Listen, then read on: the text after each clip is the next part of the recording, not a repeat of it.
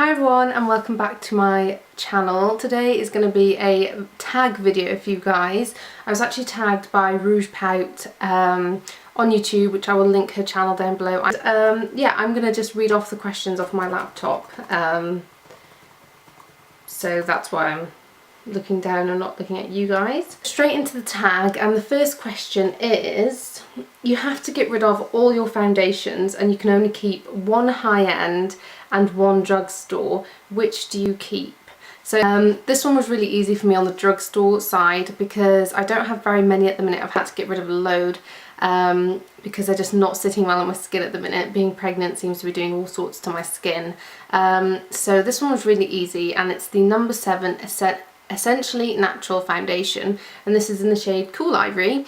It is absolutely amazing. I'm going to do a review on it soon. As soon as I do, I will link it down below for you guys, so keep an eye out for that, or keep updated on my Twitter.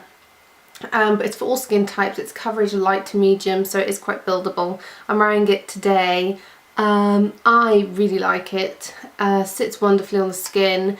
I have dry skin. It doesn't seem to be too oily or anything, or too drying or anything like that. Just sits really, really nicely. It's quite a matte finish, but it's not too matte, so it's got a slight dewiness to it. But either way, I absolutely love this one. So that's my drugstore. Now the high end was a little bit more difficult because I have a few favourites, but at the moment, again, because of my skin, I've been reaching for a certain few quite a lot, and it was a toss up between two, and I really didn't know which one to pick, and I didn't know whether to include both of them. They're both sat in front of me. I didn't know whether to include both of them and show both, or just the one that I was going to pick. So I feel like just doing eeny meeny miny mo to decide. I think I'm going to have to go with this one, the Estee Lauder Double Wear Foundation Stay in Place Makeup. The only reason I'm picking this one is because it's the only one I've been really able to go for during being pregnant.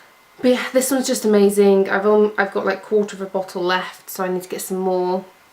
Sits amazingly well. It covers up any flaws or blemishes that you might have. I have a scar on my top lip, and it covers it up beautifully, but then so does this that I find. I don't really find myself needing to go for concealer. Yeah, just a really nice foundation. I used it when we got our pictures taken. When we went Mother's Day, we got some pictures done, and it didn't have any flashback, and it does have SPF in it as well, SPF of 10, but it didn't have any flashback at all, so I'm really, really happy with this one.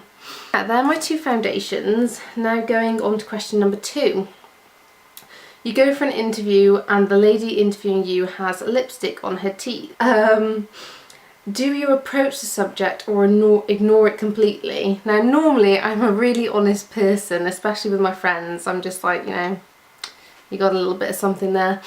But in an interview, you don't really want to get on the wrong side of someone. You want to be impressing them, not sort of making them feel really awkward or uncomfortable. So I think I'd have to leave it, or I'd wait until the very end as I was leaving and just say, oh, I didn't notice before, but you've got a little bit of lipstick on your teeth. And be quite subtle. Try and be subtle. So yeah, I'd probably have to leave it just to be polite. And then they probably wouldn't like you very much when you leave anyway, so it's kind of a catch-22. But then you don't want to be rude or them to think you're rude, and then it'd be really awkward during your interview because that would just be completely horrible and a massive fail. So I'm going to have to go with just ignore it. Yeah. Yes, I'm going to stick with that. So question number 3.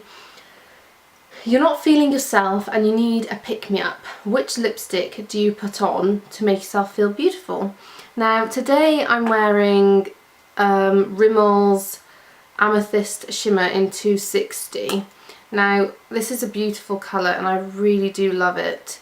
It's been kind of a favourite for a couple of years now. But I don't know if it would be my pick-me-up. Sorry, I'm trying to look in my mirror. Actually no, I think it would be because it's so versatile. I wear this in a day quite happily. Some lipsticks I'm like, oh no, that's going to be way too bright. But I'm quite a pinky girl, so I was going to go for the Revlon Lip Butter in 080 Strawberry Shortcake, but actually wearing this one now, it's definitely got to be this one. It's very versatile. It's got It's got a lot of shimmer and, well, not shimmer, but it's just very metallic-y. It sort of looks pinky, purpley, aubergine type colour. So I really, really like it, and it goes with my skin tone really, really well because I'm quite fair skin toned. I think it just looks really, really nice.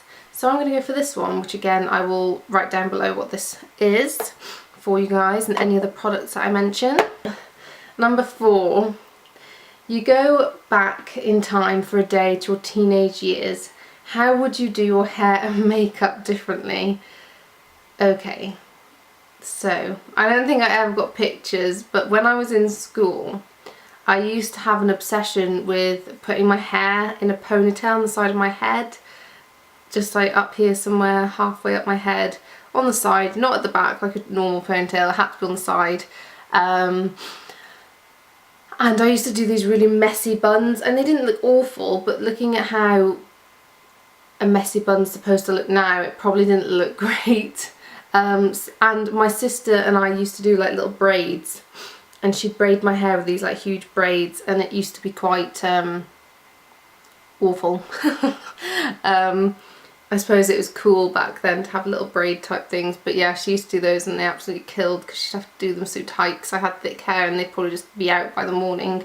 So she used to do those, and yeah, just a side ponytail. If I could go back, I'd probably just cut it off or put it in the right place, not on the side of my head. Why I did that, I don't know. And then with makeup, I didn't really wear a lot of makeup when I was in school and things, not until I was year 10 or 11 when I'd probably be leaving school. So I suppose the only thing I did do was I used to dabble a lot in like bright eyeshadow, like bright purple, and I remember at school you weren't really supposed to wear any, and the one day I went all out and I had like bright purple eyeshadow on and like lots of eyeliner, and I got told to go and wash it off because it was inappropriate for school. When I look back now, it probably was. I probably had a full face, but I can remember other girls that went in with like bright eyes and they used to get away with it, and I was like, dang, why is it me that gets caught? So yeah, I'd probably just tone it down a little bit and learn to be a little bit more subtle with my makeup for school and just be more me and more natural than feeling like I need to slap a load of purple eyeshadow on my eyes.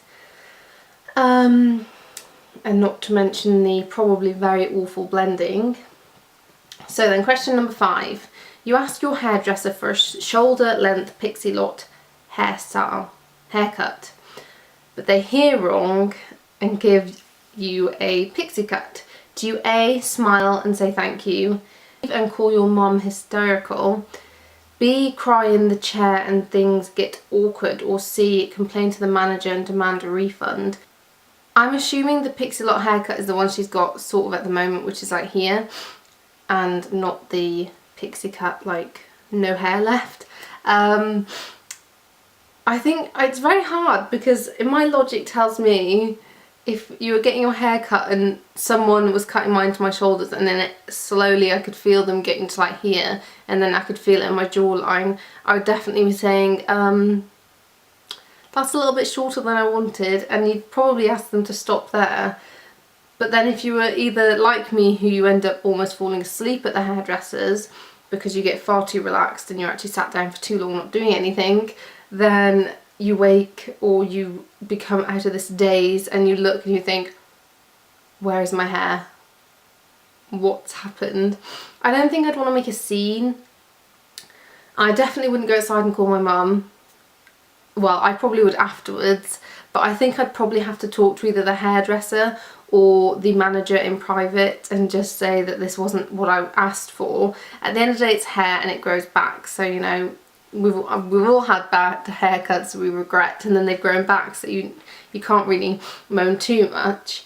But I definitely say that it's not what I asked the stylist for, so that they can perhaps tell a stylist to either ask if they're not sure and give them better communication skills on that level.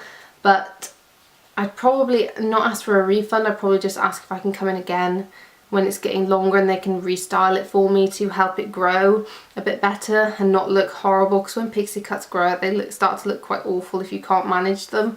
So I'd probably just ask to come back a bit more regularly and maybe just get a free hair trim or treatment of some kind, so I don't think I'd want to trim it for a while.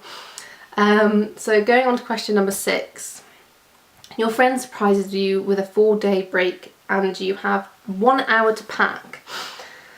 Which do-it-all palette do you pack in your makeup bag?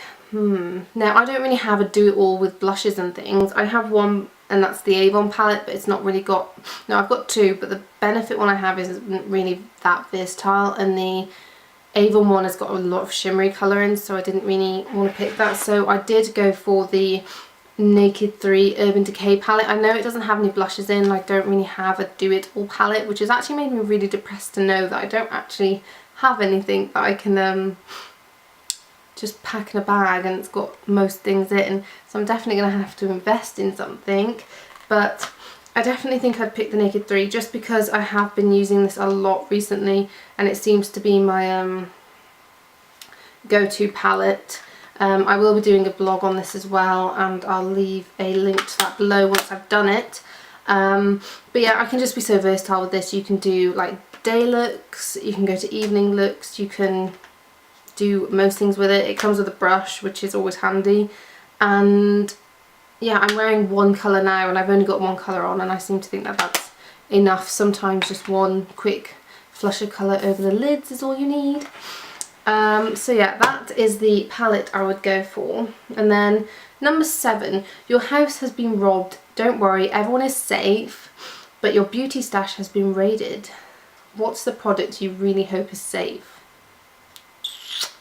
I couldn't really pick this one. It would probably have to be one of my palettes again. But then to me, if everyone's fine in the house, I know it's a beauty scenario tag, but if everyone's okay and all my pictures and my little keepsakes and any little precious things to me are fine, then I probably wouldn't be that worried. I suppose, yeah, it would probably just have to be one of my Naked palettes again or my MAC palette. Just because my partner's contributed a lot to picking some of the colours for me in it. So that's probably a little bit special to me because he's picked some of the colours and he's actually done a really good job picking them. It would have to be probably my MAC palette, even though, like I said, I'm not... Like, if everyone's okay and everything's fine in the house, then realistically I wouldn't really worry. But yeah, a lot of the colours in here my partner's got me. I think he's got me at least 4. And they've always been such brilliant colours. I can use them really well. He always really liked them. So yeah, it'd probably be this just because it has a bit of meaning to me.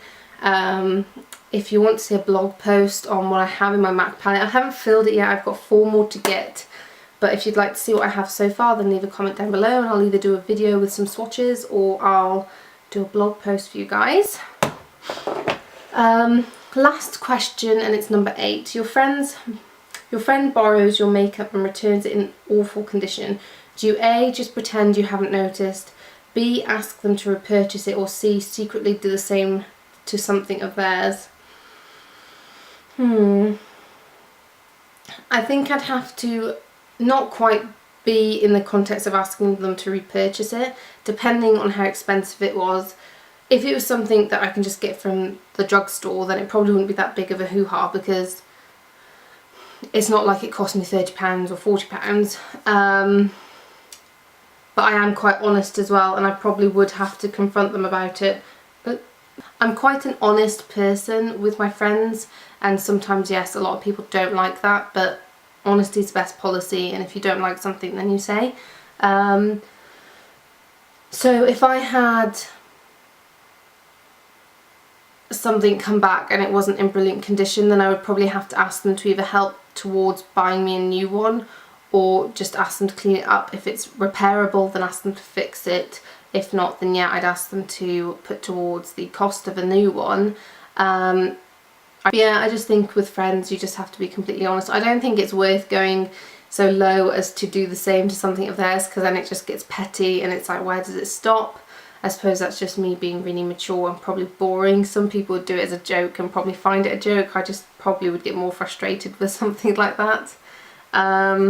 So yeah, I think that's about it for the beauty scenario tag.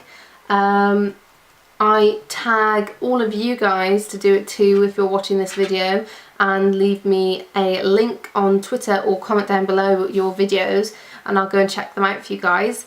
And thank you again, Rouge Pout, for the tag, and I hope to see you all again very soon in another video. So speak to you later, guys. Bye!